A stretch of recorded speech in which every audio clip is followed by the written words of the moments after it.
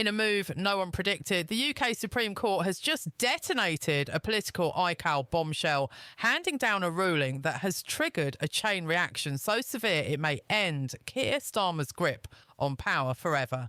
Just 1 minute ago, a final verdict struck like lightning across the political landscape, sending shockwaves through Parliament, igniting fury online and throwing the entire Labour Party into a full-blown crisis. What was supposed to be Starmer's triumphant path to Downing Street has suddenly become a moral battlefield. In this courtroom confrontation, tradition clashed with tyranny. The law stood against political gamesmanship, and the verdict, devastating. A scandal long kept in the shadows has exploded into daylight. Now Starmer is staring down the barrel of history, abandoned by allies, humiliated by judges, and, according to insiders, pressured to resign. This isn't just a legal loss. This is political annihilation. Britain is watching, horrified. Democracy is holding its breath.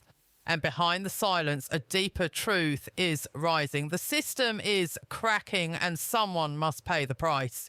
It began quietly, like all betrayals do. A sealed case, a confidential ruling request, a challenge buried in legal jargon. But when the UK Supreme Court agreed to hear the motion against Keir Starmer's use of executive overreach to override parliamentary process, something snapped beneath the surface of British democracy. For months, questions had been whispered. Was Starmer abusing legal loopholes to push through controversial legislation? Had he deliberately bypassed MPS to enforce party rule? And most damning was the Prime Minister in waiting, behaving more like a monarch than a minister. For weeks, Starmer's office dismissed the allegations as technicalities. But behind closed doors, panic was already spreading. According to senior sources, several justices had grown increasingly alarmed at the Labour leader pattern of conduct, the charge undermining the constitutional balance between Parliament and the judiciary at stake. Nothing less than the future of British checks and balances. And now it's too late to contain the fallout, because in a stunning ruling delivered this morning, the Supreme Court has declared Starmer's manoeuvres unlawful. Not questionable, not unorthodox, unlawful. The language of the judgment was surgical, precise and merciless, a fundamental breach of democratic principle, a calculated circumvention of parliamentary sovereignty. These are not phrases spoken lightly in the highest court of the land. They are warnings, and they have landed like thunder inside Labour HQ. Within minutes of the announcement, government aides were seen scrambling from offices, phones ringing off the hook. Internal messages leaked online showed pure disarray. This could be it. He's finished. Total collapse incoming. Social media erupted. Number one within 15 minutes. Prominent legal analysts called it the most consequential judicial ruling since Brexit. But it wasn't just legal circles reacting, it was the people. Piers Morgan called it a legal KO. Nigel Farage declared justice has prevailed. Even some centre left voices long loyal to Starmer were shaken.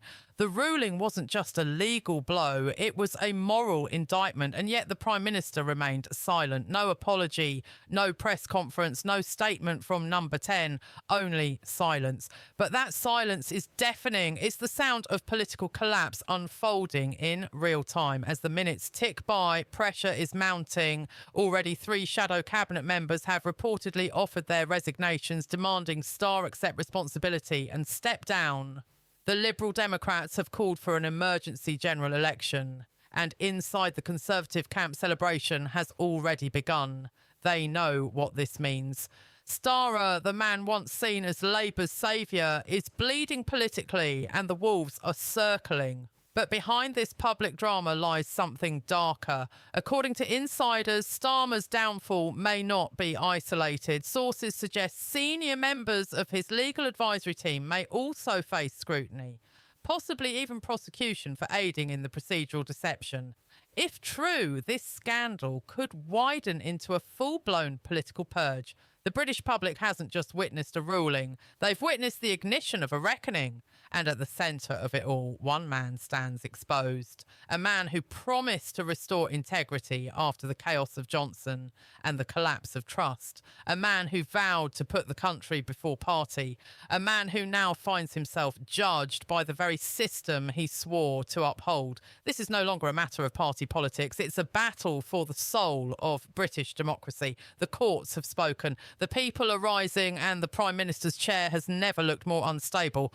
But what happens when power collapses faster than it can be transferred? Who steps in when trust is shattered? And just how far will the system go to protect its image, even if it means sacrificing its star?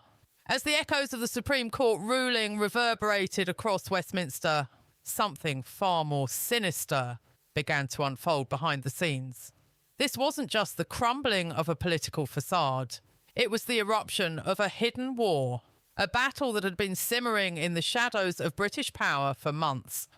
Because while the public reeled from the legal devastation, Starmer wasn't retreating. He was regrouping. And the first move came just hours after the ruling, during a secret meeting that would stun even his closest allies.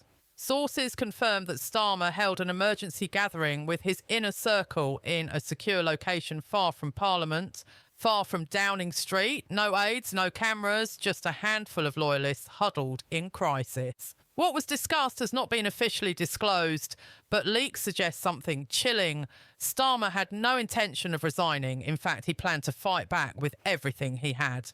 A leaked transcript, reportedly from someone present in the room, revealed his words. "They think I'm finished. I've waited too long to be pushed out by a few judges. This country needs order, not chaos. And if that means breaking a few rules to keep it together, so be it." Those words, breaking a few rules, have now become the centrepiece of a new firestorm. Because if the court's ruling wasn't enough to shake confidence in Starr's leadership, this defiant, almost authoritarian response has done the rest. Within hours, senior members of Labour's legal team began distancing themselves, issuing vague public statements about respecting the rule of law and avoiding further constitutional strain, but it was too late. The damage was done. And then something historic happened, something that hasn't occurred since the darkest days of the 1970s. That political crisis. A message was sent from Buckingham Palace to Parliament. Not public, not ceremonial, private, direct, and deadly serious. According to Highly sources, King Charles has expressed deep concern over the constitutional implications of the court's decision and Starmer's response to it. Royal aides have confirmed that a high-level briefing took place at the palace late last night, attended by senior courtiers, legal advisors, and a representative from the Cabinet Office. It is now understood that the King, in a rare assertion of moral authority, is closely monitoring the situation and expects immediate steps to restore constitutional integrity. In plain language, the Crown is watching and patience is running thin. This level of royal scrutiny is unprecedented in the modern era.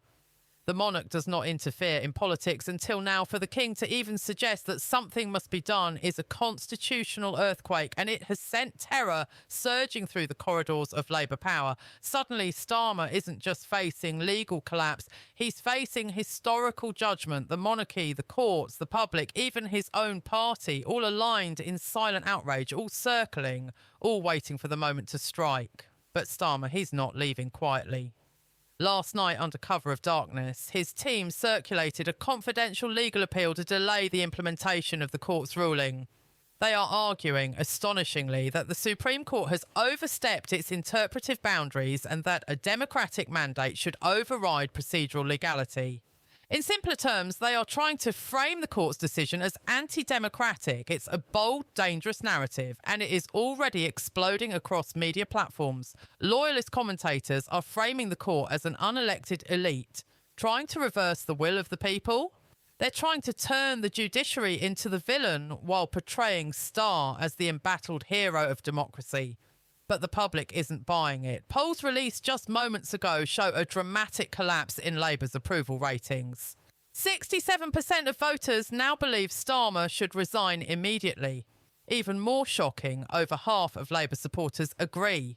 And yet the Labour leadership refuses to blink as constitutional scholars warn of a full-scale legitimacy crisis. Whispers have begun in Westminster of something not seen in generations. A cross-party coalition to force Starr out.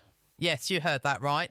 Tories, Lib Dems, even Greens and SNP figures talking privately about invoking an emergency vote of no confidence. Not against a sitting Prime Minister, but against a Prime Minister in waiting whose conduct has now rendered him, in the words of one Member of Parliament, too dangerous to lead. This is uncharted territory. Britain is watching a man fall, but not by election, not by scandal, by the weight of the very constitution he tried to bend. And now, just when Britain thought the crisis couldn't go deeper, darker or more dangerous, the scandal surrounding Starmer has taken a sudden and terrifying turn. What began as a courtroom